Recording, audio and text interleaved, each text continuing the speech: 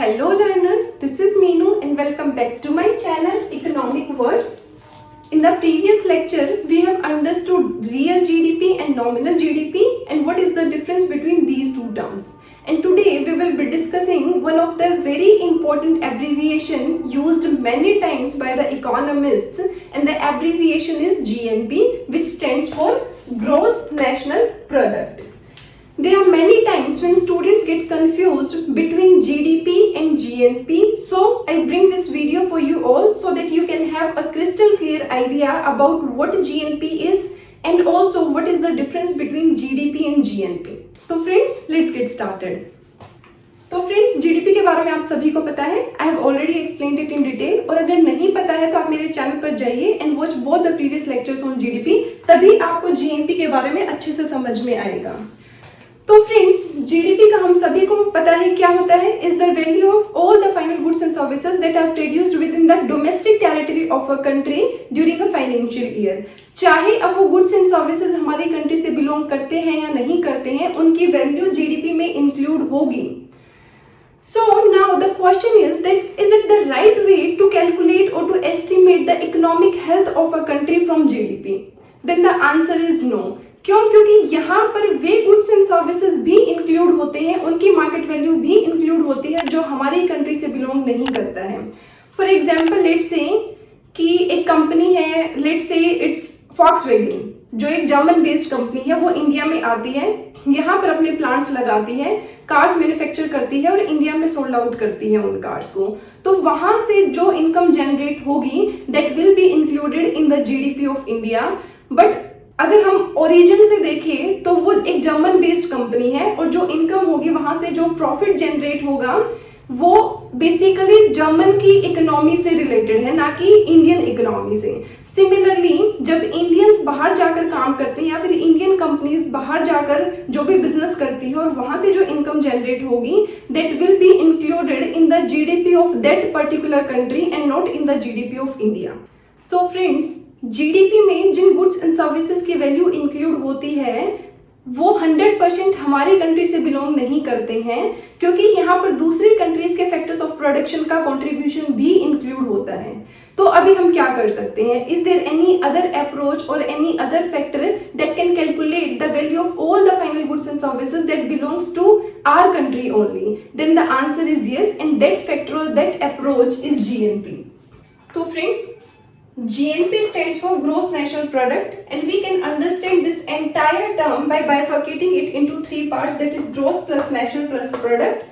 Gross और product का meaning आप सभी को पता है, हमने जीडीपी के टाइम पे भी पढ़ा था. Gross means aggregate, total means किसी भी चीज का टोटल, जितना भी जो भी कुछ है उसका टोटल कर दें. And product means goods and services. Goods का मतलब those things which have a physical appearance, like this marker, इसको मैं छू सकती हूँ, देख सकती हूँ.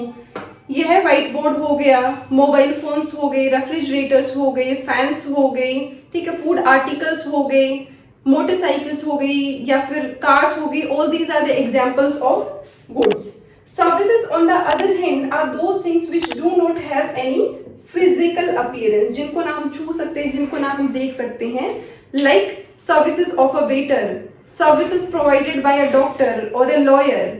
Education is also an example of service. So, product means goods and services, gross means total or aggregate. Now, जो difference है between GDP and GNP वो है इन दो terms में. GDP में D stands for domestic, means for the geographical boundary, within the geographical boundary. And in case of GNP, N stands for national. National से मतलब है which belongs to a particular country. उसके residents की हम बात करते हैं, हम सिटीजनशिप की बात करते हैं. Means if we are talking about the GNP of India, then the citizenship should be Indian. And resident से हमारा मतलब होता है those people who live in India for more than 182 days. उसके बाद चाहे वो कनाडा में रहे, चाहे वो ऑस्ट्रेलिया में रहे, बट 182 डेज के लिए इंडिया में रहना जरूरी है, सिर्फ तभी उसे इंडियन रेजिडेंट बोला जाएगा. तो ग्रोस का मतलब हो गया टोटल. टोटल किस चीज का? गुड्स एंड सर्विसेज का. Total value goods and services की जो बिलोंग करती है to the residents of India, to the citizens of India. तो जीएनपी का मतलब क्या हो गया फ्रेंड्स? जीएनपी का मतलब हो गया कि यह मार्केट वैल्यू को शो करती है उन सभी फाइनल गुड्स एंड सर्विसेज की which belongs to the residents of a country और टू द रेजिडेंट्स और to the citizens of a country. चाहे वो इंडिया में रह रहे हैं, चाहे वो रह रहे हैं किसी और कंट्री में, हमारे फैक्टर्स ऑफ प्रोडक्शन अगर फॉर एग्जाम्पल कनाडा में एम्प्लॉयड है तो वहां से उनकी जो भी अर्निंग होगी that will be included in the GNP of India if GNP is calculated.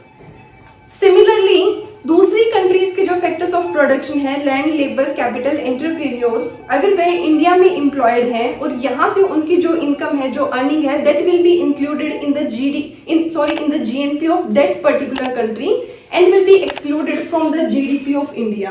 तभी हमें क्या मिलेगा? हमें मिलेगा जीएनपी। तो फ्रेंड्स, जीडीपी एंड जीएनपी में डिफरेंस क्या हो गया कि जीडीपी में वे सभी गुड्स एंड सर्विसेज इंक्लूड होते हैं, उन सभी गुड्स एंड सर्विसेज की मार्केट वैल्यू इंक्लूड होती है which are produced within the geographical boundary or within the domestic territory of a country, चाहे वो हमारी कंट्री से बिलोंग करते हैं या नहीं करते हैं। Whereas in case of GNP सिर्फ और सिर्फ वही गुड्स एंड सर्विसेज की वैल्यू इंक्लूड होगी, उन्हीं फाइनल गुड्स एंड सर्विसेज की वैल्यू इंक्लूड होगी जो सिर्फ और सिर्फ हमारी कंट्री से बिलोंग करते हैं, चाहे वो इंडिया में रहते हैं चाहे वो बाहर रहते हैं। There income, there earnings will be included in the GNP of India. यहाँ पर इस चीज से कोई फर्क नहीं पड़ता है कि बाहर की कंट्री के लोग हमारी कंट्री में आकर इनकम अर्न कर रहे हैं, that will be included in the GDP of India, और हमारे रेजिडेंट जो बाहर की कंट्रीज में जाकर अर्न कर रहे हैं, चाहे वो बिजनेस के थ्रू है चाहे वो सर्विसेज के थ्रू है, that will be included in the GDP of that particular country and not in the GDP of India. तो फ्रेंड्स, अगर हम ग्रॉस नेशनल प्रोडक्ट को डेफिनेशन की फॉर्म में देखें तो it is the total market value of final goods and services produced by the residents of a nation in a given accounting year, and this accounting year in case of India is a financial year, और कब से कब तक होता है financial year? मैंने आपसे last lecture में पूछा था। Then financial year of India starts from 1st April and ends on 31st March.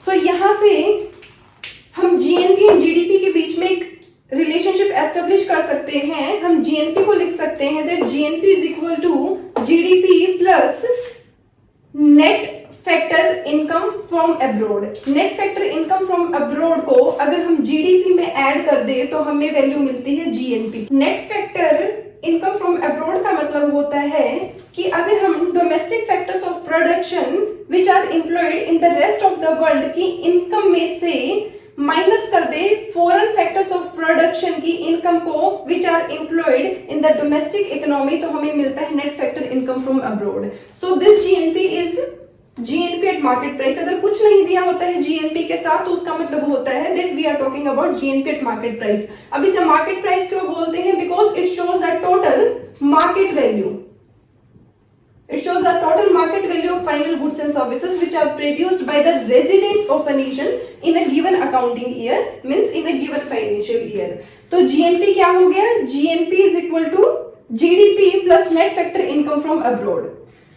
मतलब कि हमारे जो फैक्टर्स ऑफ प्रोडक्शन है, जो डोमेस्टिक फैक्टर्स ऑफ प्रोडक्शन है which are employed in the rest of the world, चाहे वो कनाडा में है, चाहे वो अमेरिका में है, चाहे वो यूरोप में है, चाहे वो साउथ अफ्रीका में है, अगर उनकी इनकम को हम ऐड कर दें और उन फैक्टर्स ऑफ प्रोडक्शन की इनकम को माइनस कर दें जो फॉरेन से हमारी कंट्री में आकर एम्प्लॉयड हैं, अगर उनकी इनकम को हम माइनस कर देंगे तो हमें मिल जाएगा हमारा ग्रॉस नेशनल प्रोडक्ट।